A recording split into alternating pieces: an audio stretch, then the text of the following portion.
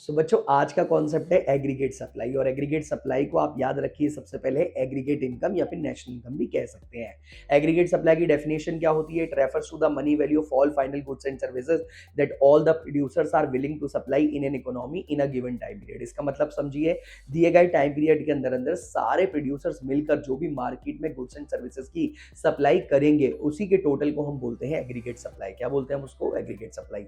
एक दूसरी बात बहुत इंपॉर्टेंट है, याद रखिए एएस हमेशा नेशनल इनकम के बराबर होता है, क्योंकि जो भी प्रोडक्शन प्रोड्यूसर करता है वो जब मार्केट में सप्लाई करता है तो सामने से उसको क्या मिलती है? इनकम। इसलिए एएस हमेशा किसके बराबर होता है?